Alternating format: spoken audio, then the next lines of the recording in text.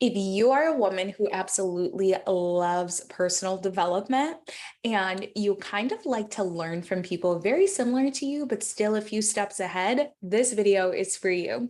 In today's video, I'm going to be sharing with you 8 of the most important lessons I've learned over the last 28 years, and I'm going to share with you my number one wish for 29. In case you're new here, my name is Berri. I'm a fertility awareness educator and the creator of Optimize Your Flow. Basically, I love anything to do with femininity and personal development, but my zone of genius is teaching people how to really align their lives with their menstrual cycle. I have been able to study different modalities. I love combining Western medicine with Eastern philosophies and so much of that in between. But with that being said, I was thinking about what I wanted to pour into people this week. And I really was thinking maybe I'll share 28 lessons I've learned. And then it occurred to me that, like, that's a lot of lessons. And as I started writing them down, really only 8 seemed to matter. Now, these are in no particular order, but like just kind of how I wrote them down. So the first lesson I have learned is that energy speaks before you ever will. I think that a lot of us have heard this time and time again, but you know, it's true. And I am somebody who loves to have light, fun, and fresh energy. And when I walk into a room, more often than not, people are like, I love your energy. And for me, that is like one of the best compliments because it says who I am before I ever even introduce myself or speak. And I think that the way that you carry yourself and the energy that you have says so much about you. The way that maybe you approach adversity, like the energy you approach it with, right? Is this going to be an obstacle? Or is this going to be an opportunity? It just says a lot. And so I've learned that your energy will speak far more than you ever will, especially if you open your mouth to speak. The second lesson I've learned is that it is okay to stand alone and to stand firm. I'm gonna be honest, okay? There is such a great need for individuality in our society that is backed by morals and ethics. And what I found is people are so quick to kind of stand with hive mentality because they're afraid to stand alone. Newsflash: stand alone, stand firm, and stand strong. For me personally, that is how I've achieved so much in a short amount of time in terms of opportunities. There are things that I never imagined I would do, but my gift made room for me because of the stance that I took, because of the approach. And I just really hope that you find something that you want to stand for and stand firm within. And if that means you're standing alone, just know that is 100% okay. The third lesson is to evolve or to remain. You know, I am somebody that does like, old school, vintage, retro, traditional things, but I also think that there's a place and a time for the tradition, and then there's a place and a time for evolution.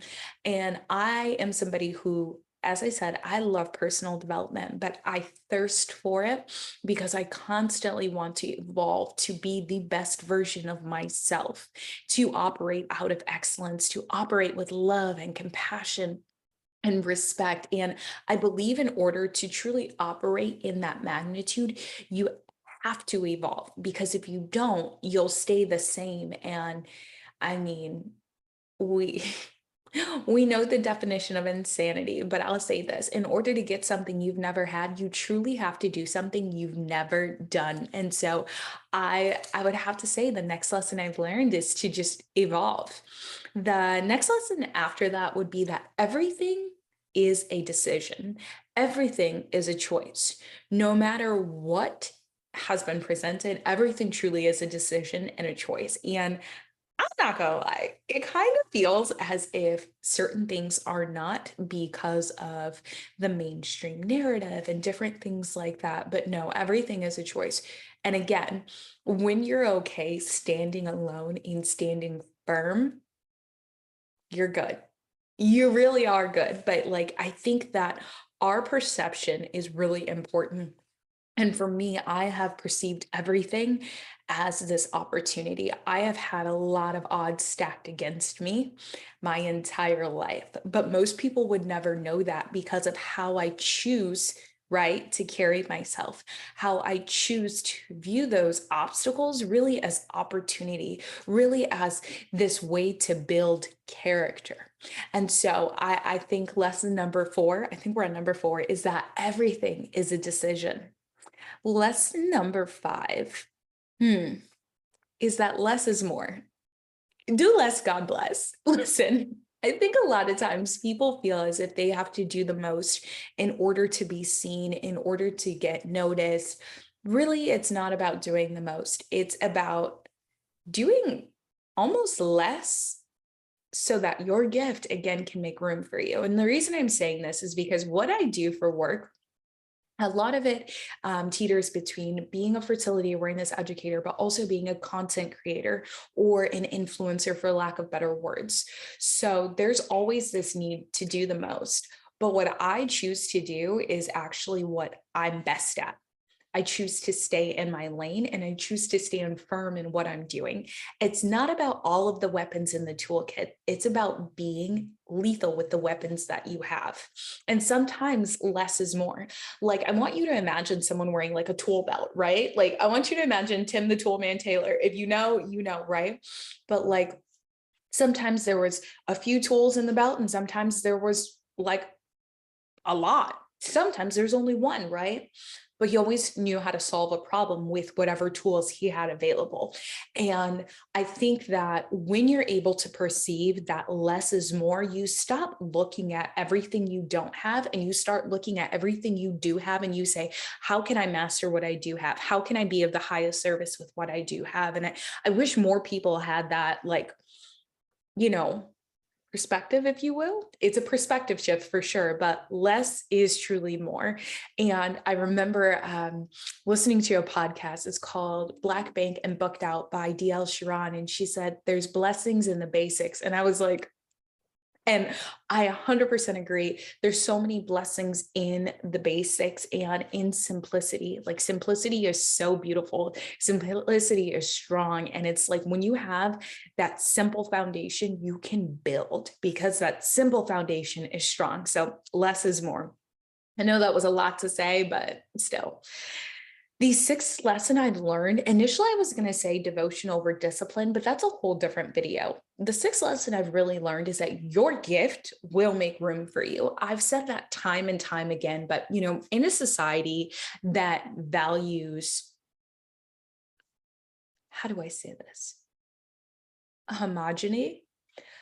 In a society that really wants everyone to move and be a certain way, it's important to have your gift and to allow your gift to make room for you. Time and time again, I stand by that. Your gift will put you in places you never imagined. I remember when I first started teaching cycle syncing, within 3 months, I was on the Goal Digger podcast with Jenna Kutcher. I was featured in the Every Girl. And then from there, my gift has just made more and more room for me. And those are just a few examples, but your gift will make room for you. My seventh thing is that excellence is okay. We live in a society where people just will do the bare minimum, and that's okay. But if you're somebody who likes to operate at a high level and operate out of excellence, I want you to know that that's okay. Like, if you don't succumb to mediocrity, more power to you. Excellence is actually okay. There's a difference between perfectionism and excellence, just so that we're clear, but excellence and having a standard and operating at that is actually okay. Now, my eighth lesson that I have learned is that there is more to femininity than we realize, or femininity takes on so many different forms. I was the girl that always thought that femininity meant I had to wear a lot of dresses and I had to be super soft, and my power was not, I wasn't able to be there. I very much so used to have this idea of the damsel in distress associated with femininity. But as I've gotten older and stepped into my femininity more and studied it more, Wow, it really does take so many incredible forms. And I'm just so grateful that I have learned that over the past few years. Now, with that being said, I want to share my wish for 29. And my wish for 29 is very simple: show me how good it can get. And that is literally it. I think it's just so important that we get to see how good life can be and really just welcome it in. So, I hope this video has been supportive to you. I hope you enjoyed today's episode. And if you do, leave me a comment and let me know what lesson you love the most or lesson you've learned. As always, I'm sending you big love and flowy vibes, and I'll talk to you soon.